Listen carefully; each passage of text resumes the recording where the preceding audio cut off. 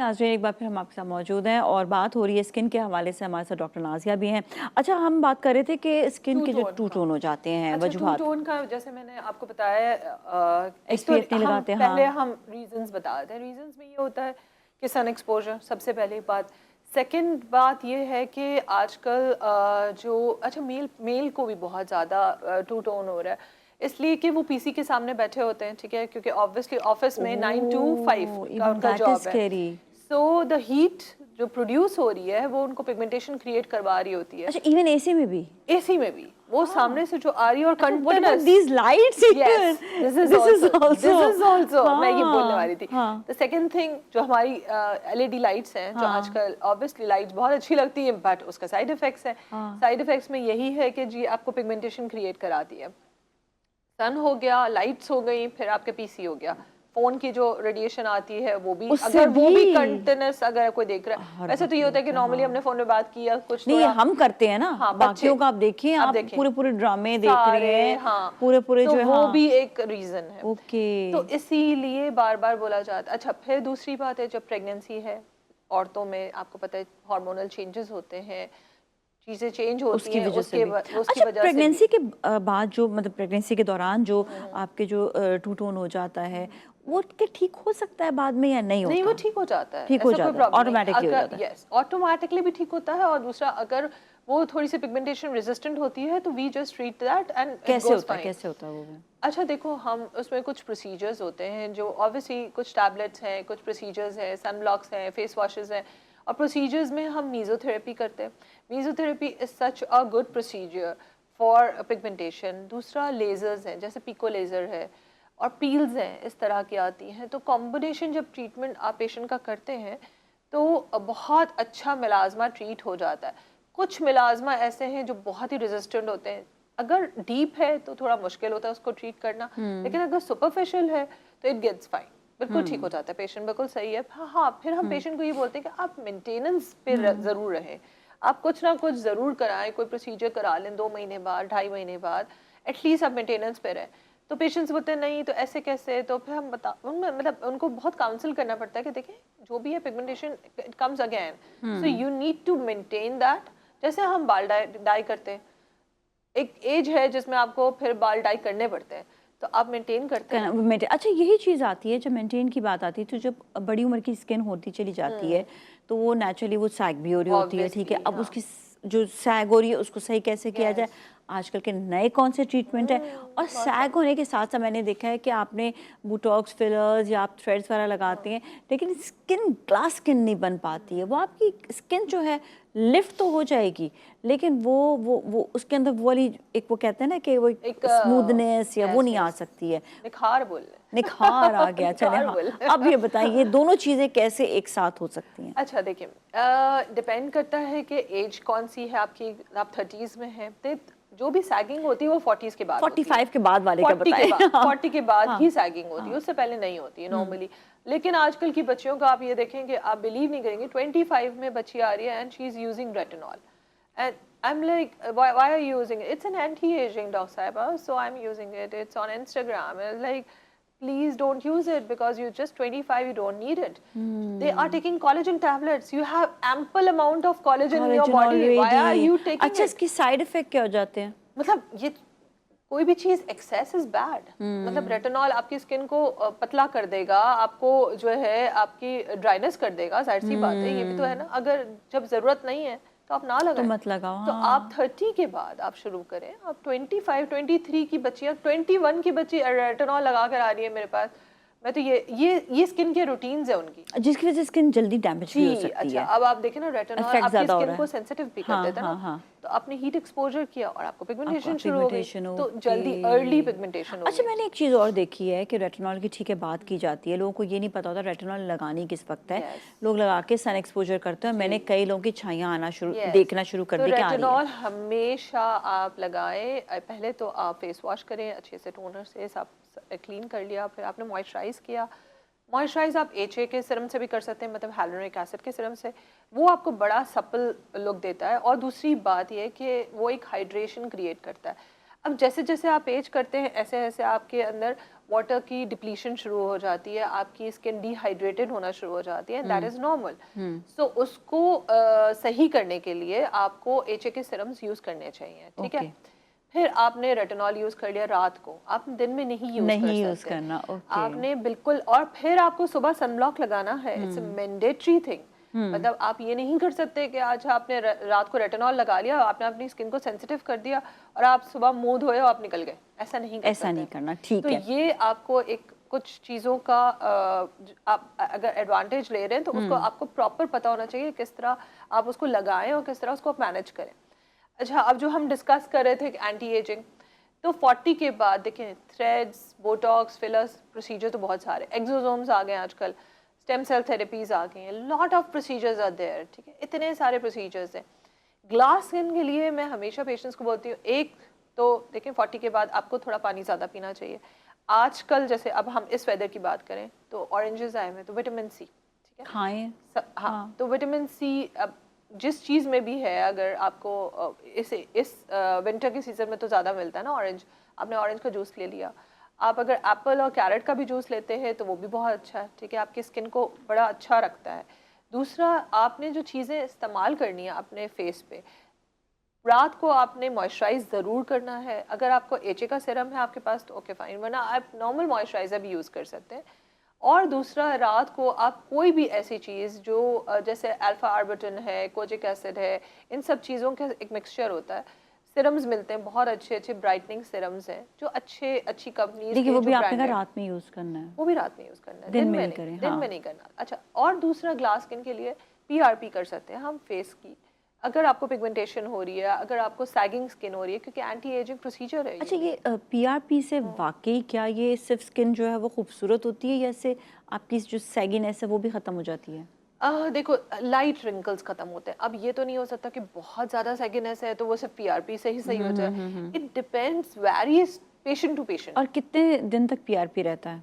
PRP का जो effect है, देखिए वैसे तो नॉर्मली हम 3 to 4 प्रोसीजर्स बोलते हैं कि 3 to 4 सेशंस आपको लेने हैं, तो एटलीस्ट 6 मंथ्स आराम से आपका चल जाता है। अच्छा, एक ये भी आता है ना कि RF आ गया, बिलीव आ गया, या आपके जो है हाइफो वगैरह आता है, तो ये ठीक है, ये आपके अपलिफ्ट तो कर देता है, तो क्या ये मसल मास भी रिड्यूस करता है?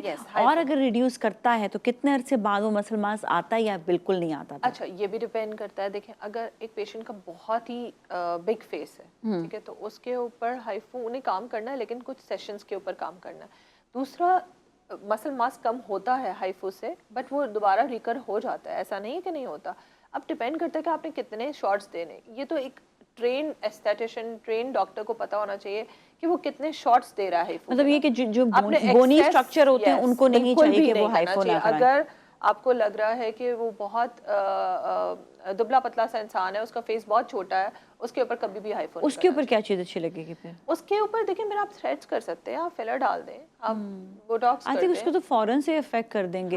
RF is good? Yes, RF is very good, it is very good, बहुत अच्छी टाइटनिंग करता है। अच्छा, जैसे अब आजकल RF नीडलिंग आ गई है। हाँ। जैसे PRP तो हम नॉर्मल डर्मापेन से या उससे कर रहे होते हैं, लेकिन ये कि इस तरह के मशीन्स आ गए, जैसे मॉर्फियस आ गया है, स्कारलेट आ गया है, ये सिल्फम है, ये सब RF नीडलिंग के प्रोसीजर्स हैं जो आपकी स्किन को टाइटन भी करते हैं, एक्ने स्कार्स के लिए भी, पोर्स के लिए भी, इन सब चीज़ों के लिए। So it's a combination treatment. HIFU के बाद ये सब चीज़ें भी। अच्छा, लेकिन एक चीज़ है जो मैं कहती हूँ, जो भी नीडलिंग वाली चीज़ करें, प्लीज़ उसके आप 2 दिन तक चेहरे पे कुछ ना लगाएं। मैंने ऐसे केसेस देखे हैं ना उसके बाद, और वो कहते हैं कि जी हमारे स्किन पे जो है वो अजीब से रैशेस हो गए, अभी जाके मैं मेकअप कर लूं? मैंने कहा नहीं, बिल्कुल नहीं। भाई क्यों मेकअप कर लो? मतलब नहीं, आज तो मुझे रात को जाना है। तो करवाया क्यों प्रोसीजर? नहीं, मैं नहीं करती हूँ, मैं मना कर देती हूँ। मुझे आके पूछते हैं आज मुझे शादी में जाना है रात को, आप बताएं मैं प्रोसीजर करा लूं? नहीं, मैंने कहा आप कल कराएं।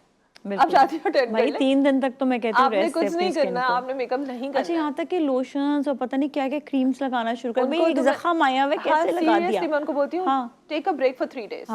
Don't apply anything, just a moisturiser and a Fucidin cream, normal antibiotic cream जो होती है वो आप लगाएं, and that's it, and a sunblock obviously. बिल्कुल बिल्कुल बस आप वो करें और कुछ भी ना करें। मैं उनको अगर कोई ऐसे सिरम्स भी दिए हुए होते तो मैं बोलती हूँ जस्ट स्टॉप इट फॉर 3 बिल्कुल days। उस टाइम पे जो है स्टॉप कर। 3 दिन अच्छा, आप इन स्टॉप कर। सब ट्रीटमेंट से जितना भी हो गया हमने देखा, ये RF हो गया, हाइफो हो गया, अल्ट्राफॉर्मर हो गया, इन सब में जो फेस लिफ्टिंग के नॉन इन्वेजिव हैं, इनमें से बेस्ट आपको कौन सा लगता है? इसमें बेस्ट जो है वो भी कॉम्बिनेशन है, ये जैसे RF नीडलिंग, हाँ जैसे हाँ आप इसकी बात कर रहे हैं, ये और ये दोनों अल्ट्राफॉर्मर, हाँ, ये दो बहुत अच्छे प्रोसीजर्स हैं मतलब जो इसको भी हाँ कंबाइन करें तो और कंबाइन अच्छा हो करके जाएगा। आप हाँ करें। अगर आपने एक उसका कर दिया तो एक उसका कर दिया, हाँ। And it gives a very very nice look. अच्छा, एक मैंने फिलर, एक नया फिलर आया हुआ है, मुझे उसका नाम नहीं याद आ रहा, मैं वरना से बात करूँ, लेकिन उसके बारे आजकल में जब पढ़ा, वो आए हुए हैं PDRN, पॉलीन्यूक्लियोटाइड्स। वो बस मुझे एक है कि वो जब आप फिल करते हैं तो वो आप रिमूव नहीं कर सकते। I don't remember. वो होता है जो हमारा PLLA होता है, अच्छा, ये मुझे नाम नहीं याद आ रहा। That is a permanent filler. Permanent, हाँ, तो ये जो है ये थोड़ा सा इट्स इज बेटर, या जो वो फिलर्स जो मुझे personally, if you ask me कि मुझे क्या लगता है, मुझे लगता है कि वो फिलर जो डिसॉल्वेबल हो वो ज़्यादा बेहतर है। ना कि या तो आप बहुत ही ट्रेंड डॉक्टर से कराएं जो बहुत ही फुली ट्रेंड हो, आप ऐसे किसी के पास ना तो चले ये जाएं। डिफरेंस कैसे पता चलेगा, इनके नाम क्या क्या होते हैं? इनके डिफरेंट डिफरेंट नाम होते हैं ना, मतलब हमारे HA का फिलर होता है जो प्लेन होता है, फिर आजकल तो HA के साथ कोलेजन के फिलर्स आ गए हैं, दोनों कॉम्बिनेशन में है। फिर पॉलीन्यूक्लियोटाइड्स आ गए हैं, वो अलग है। ये PLLA अलग होता है। इसमें आपके जो है ये परमानेंट फिलर होता है, 2.5 साल चलता है आपको।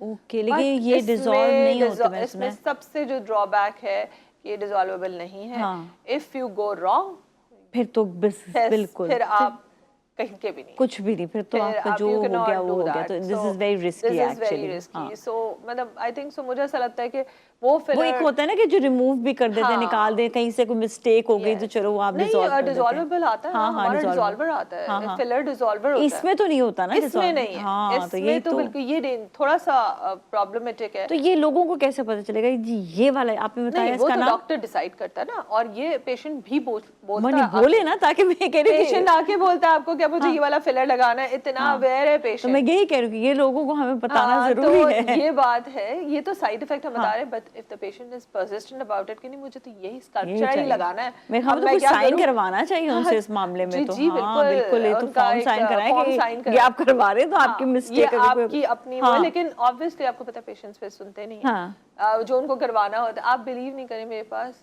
अच्छी गोरी पेशेंट्स, मतलब अच्छी कलर की पेशेंट मुझे वाइटनिंग ड्रिप लगा दे, I want a whitening drip, I was like you don't need it. अच्छा, व्हाई दे वांट वाइटनिंग? अच्छा, वाइटनिंग ड्रिप बस जो, वो हाँ एक है ना, हमारा जो पाकिस्तान में कल्चर हाँ, है, वाइट होना, अच्छा, अभी गोरा मैंने देखा होना। थोड़ा सा कल्चर चेंज हुआ है, because I do makeup as well now. The girls they don't want, they said please use a darker base on us. Oh, अब उनको थोड़ी सी अवेयरनेस अच्छा, आ गई है ओके। कि डार्कर बेस में नेचुरली जितना डार्क बेस होता है ना, हाँ, तो उतना वो मेकअप इतना मजेदार लगता है। यू बहुत कैन डू अच्छा लगता हेवियर मेकअप है। ऑन द यस, डार्क हाँ स्किन। हाँ, तो और जितनी लाइट स्किन होगी उतना ज्यादा आपको कम सही मेकअप बात है, करना होगा। बिल्कुल तो बिल्कुल। लड़कियां अब ना काफी ज्यादा इस चीज में अवेयर हो गई हैं। हाँ, ये होता है कि आपकी स्किन थोड़ी सी फ्लॉलेस हो जाती है उसके बाद बिल्कुल। जो आप वाइटनिंग इंजेक्शन सिर्फ वाइटनिंग इंजेक्शन ही होते हैं, या उनके अंदर कोई वो भी होते हैं विटामिन भी नहीं नहीं, वगैरह? उनमें विटामिन्स भी होते हैं, ऐसा नहीं है कि वो हाँ किस लिए, लेकिन अब इंडिकेशन के ऊपर है ना। हाँ अगर आपको एक हेल्दी लाइफस्टाइल है और दूसरा आप थक रहे हैं बहुत ज़्यादा, आपको जो है न्यूट्रिशनल डेफिशिएंसीज हो रही हैं, या आप कोई बहुत बीमार हुए हैं और आपको लग रहा है कि आपकी स्किन बहुत ज़्यादा डिहाइड्रेटेड हो रही है और विटामिन की कमी हो रही है, तो आप लगा सकते हैं, कोई इशू नहीं है। अब मैं जो आपको बता रही हूँ कि वो पेशेंट जो इतनी गोरी है और उसको कुछ प्रॉब्लम नहीं है, उसकी हिस्ट्री लो, she is fine and everything, but she comes to you and she says and she insist कि I want a whitening drip, मुझे तो फिर चाहिए। आपको आप फिर तो मतलब आप काउंसिल कर सकते हैं पेशेंट्स को, लेकिन कभी कभी आप यू जस्ट अच्छा ओके फाइन व्हाट यू सही वांट। है। अच्छा, बताएं कि एक तो मेकअप जो खवातीन कर रही होती है, या जो हजरात भी कभी कभी हल्का सा फाउंडेशन वगैरह लगा लेते हैं, एक तो इसके फेस की क्लेंजिंग कैसी करनी चाहिए, दूसरा कि रात को सोने से पहले किन किन चीज़ों का एहतियात करना, और कौन कौन से प्रोडक्ट ऐसे हैं जो लगा सकते हैं लाइक स्किन क्लियर होने के लिए? अच्छा देखो, मैं यही बता रही हूँ कि जैसे ऑब्वियसली मेकअप तो आपको सही से रिमूव करना चाहिए, तो आपको क्लेंजर यूज़ करना है। आपको कोई भी मेकअप रिमूवर, जो आजकल तो बड़े अच्छे makeup removers आए हुए हैं, yes, yes, आए हुए yes, हैं, आप अच्छे वो स्वाब्स जो होते हैं उनके, जो वाइट कलर के जो मेकअप रिमूवर के होते हैं, टिश्यूज़ आते हैं पता नहीं क्या इस तरह की चीज़ें, आप वो यूज़ करें। आप अच्छा फेस वॉश यूज़ करें, आप ऑयल से आप उसको क्लीन कर सकते हैं अपने स्किन को। फिर उसके बाद आप वही, आपने फेस वॉश किया, आपने मॉइस्चराइज किया, then you apply any serums जो अच्छे। अच्छा, मॉइस्चराइजिंग के बाद भी सीरम्स लगा सकते हैं बिल्कुल या लगा पहले सकते लगाना होता है? नहीं, पहले आप फेस वॉश Moisturize करें, करेंगे। मॉइस्चराइज करें and then you apply the And then serum. you apply the अच्छा, अब सीरम्स की okay. अलग अलग वैरायटीज हैं। अब रेटिनॉल भी है, विटामिन सी भी है, आर्बिटन के साथ भी है, कोजिक एसिड के साथ भी है, मतलब डिफरेंट है। कोजिक एसिड क्या करता है? कोजिक एसिड आपकी पिगमेंटेशन को लेसन करता है, आर्बिटन भी आपकी पिगमेंटेशन को लेसन करता है। तो और आपको बहुत अच्छा ग्लास स्किन देता है, बहुत अच्छी स्किन। मतलब आप सुबह जब उठते हो और फेस वॉश करते हो तो feel good about it. you feel good about it and you have a glow on your face. Okay, great, So that is very good. उसमें अच्छा क्रीम्स भी आती हैं, सीरम्स भी आते हैं, what the patient likes. कुछ पेशेंट्स को सीरम्स बहुत अच्छे लगते हैं, कुछ बोलते हैं कि नहीं हमें क्रीम ही दे दें। तो वो उनका जो मिक्सचर होता है, ये जो 3-4 चीज़ों का कॉम्बिनेशन है, ग्लूटाथायोन भी होता है बहुत सारी चीज़ों में, इन्हीं क्रीम्स के अंदर ग्लूटाथायोन भी होता है, आर्बिटन भी होता है, कोजिक एसिड भी तो होता है। ये आप अपनी स्किन के हिसाब से, आपको डॉक्टर जो रिकमेंड करेगा वो आप मिक्सचर लें। Thank you so much doctor Nazia, बहुत बहुत शुक्रिया। और नाज़रीन, इसके साथ ही अब हम जाएंगे ब्रेक की जाने। ब्रेक के बाद फिर मिलेंगे, so you all stay with us.